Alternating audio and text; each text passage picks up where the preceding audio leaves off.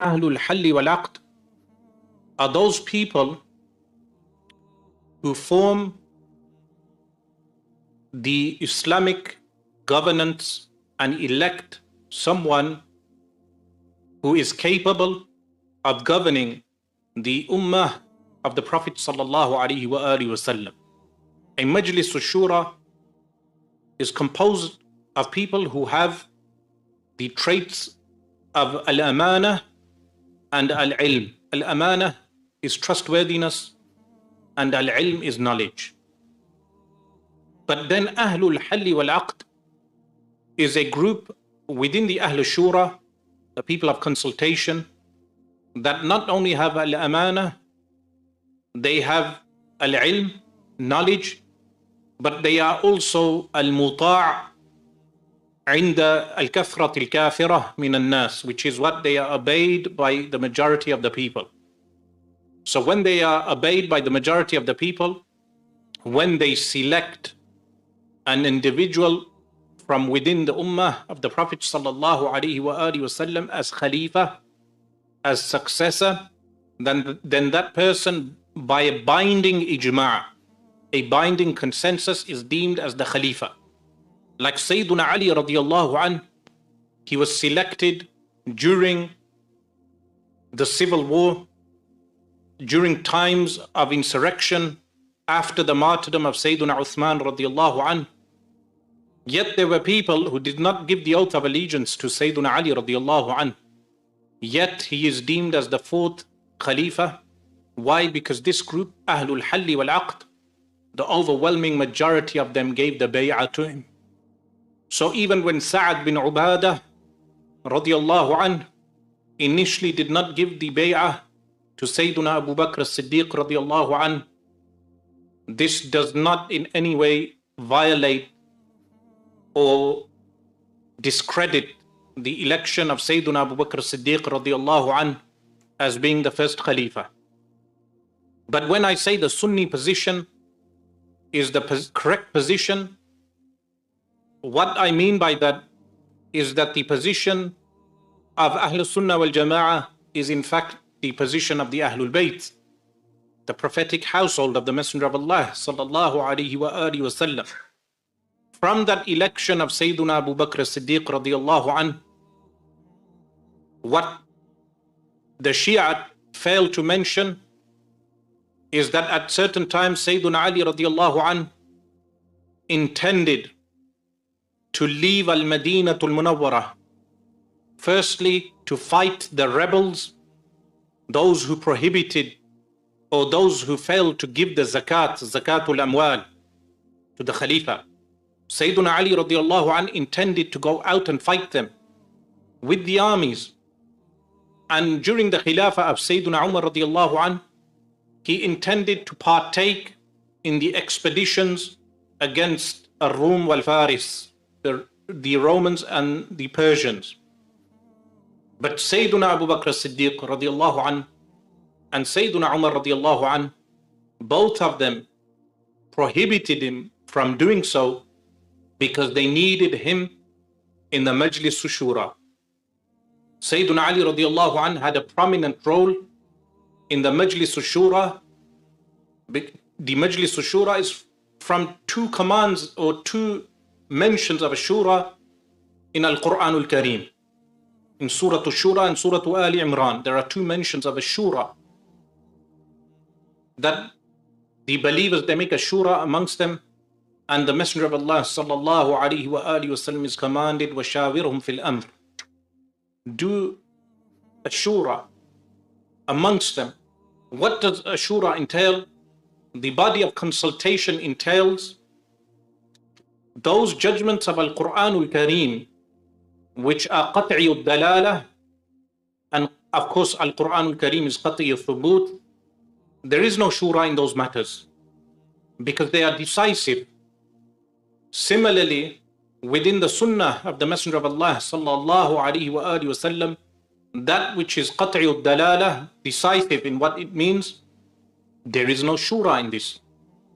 The shura is in those things which are not qat'i al-dalala, that a mujtahid a person who exerts his efforts in determining the facts needs to determine that from Al-Quran Al-Kareem and the Sunnah of the Messenger of Allah sallallahu alaihi wasallam.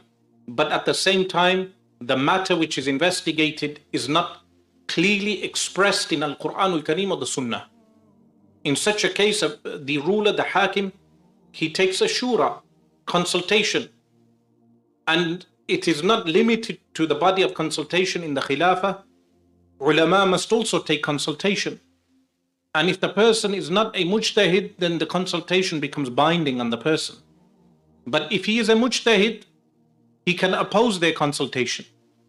But Sayyiduna Umar radiallahu an, he had Sayyiduna Ali radiallahu an as one of the main people for consultation. This relationship between Sayyiduna Abu Bakr as-Siddiq radiallahu an and Sayyiduna Umar and Sayyiduna Ali radiallahu anhum ajma'in, when we investigate this closer and we analyze this, it totally debunks the narrative of Ar-Rawafid that claim that there was some discord between a Shaykhain, a reference to whom Abu Bakr as-Siddiq and Umar al-Faruq radiallahu anhuma, who are referred to as the two venerable ones, a Shaykhain. The claim that these two shuyukh, venerable people, that they had discord with Sayyiduna Ali radiallahu an, but the type of discord which entails that they had different beliefs is totally discredited. Of course, disputes occurred even between companions who were very close. They disputed in the Majlis Shura. You read the accounts, they would dispute. One of the members of the Majlis Shura would present a view, another one would oppose that. These were issues of ijtihad, issues of exerting their efforts in order to reach the truth. In the time of Sayyiduna Umar radiallahu anh, when the likes of Abu Ubaidah ibn al-Jarrah radiallahu anh, the conqueror of Syria, when he wrote to Sayyiduna Umar radiallahu ta'ala anhu,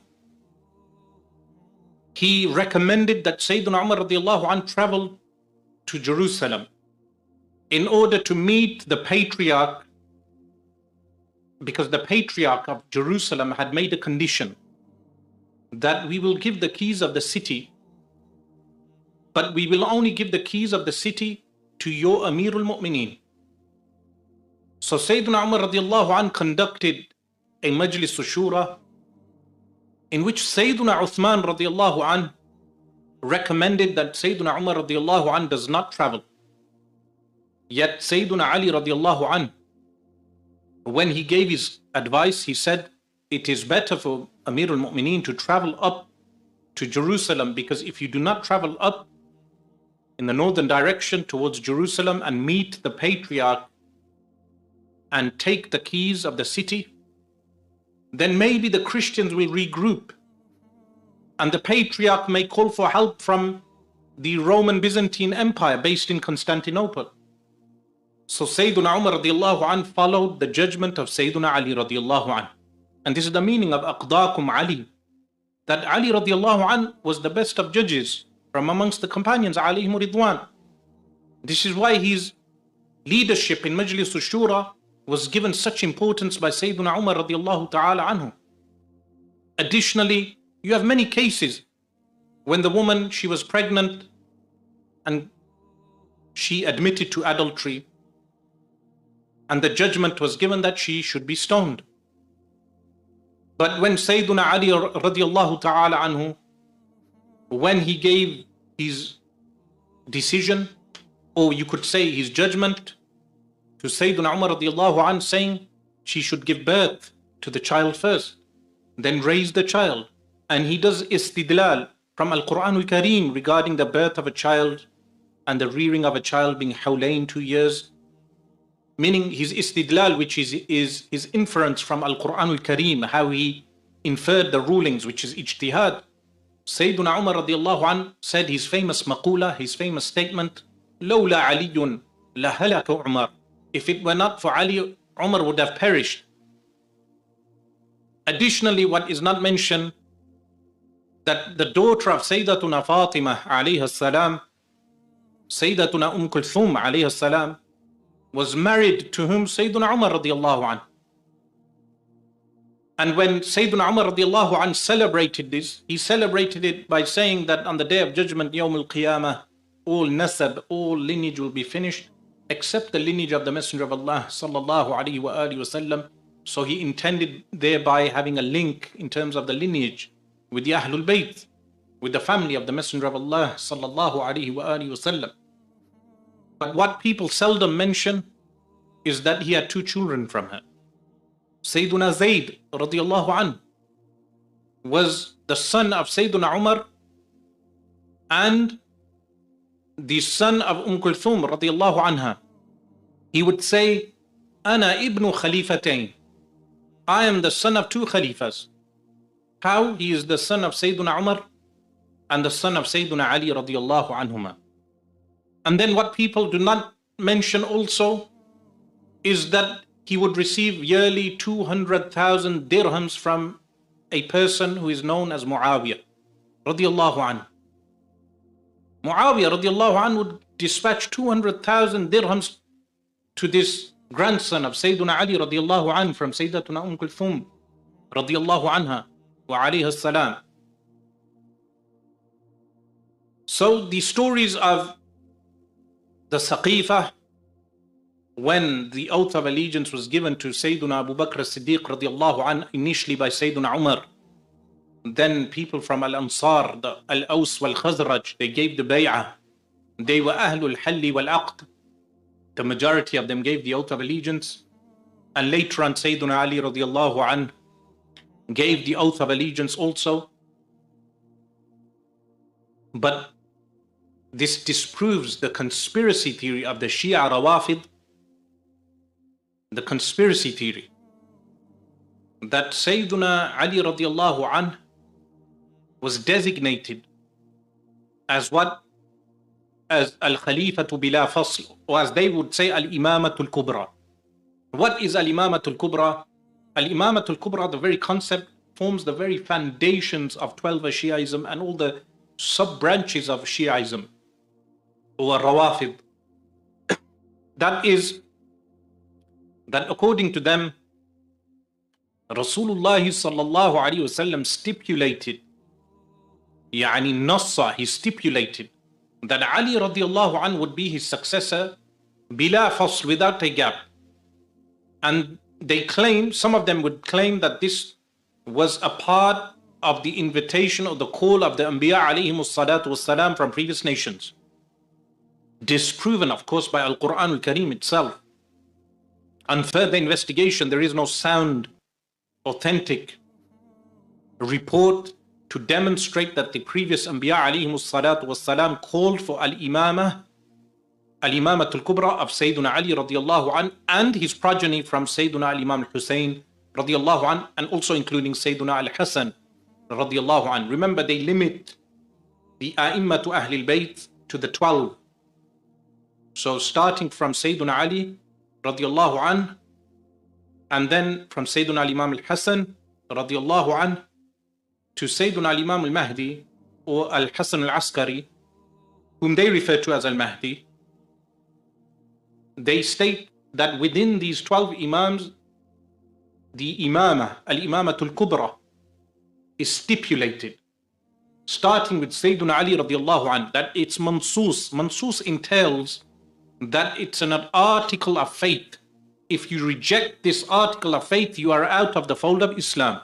This is why they add the phrase Aliyun Waliyullah. So when they read Kalimatu Shahada, we Sunnis, Ahlul Sunnah wal Jama'ah, we say La ilaha illallah Sayyiduna Muhammadur Rasulullah sallallahu alayhi wasallam. They add the phrase Aliyun Waliyullah, which entails Al-Imamatul Kubra, as an article of faith. What implications does this have? Some of the implications entail that the companions alayhim ridwan rejected en masse, the overwhelming majority of them rejected an article of faith by selecting Sayyiduna Abu Bakr as-Siddiq radiallahu anhu as Khalifa through Majlis Shura.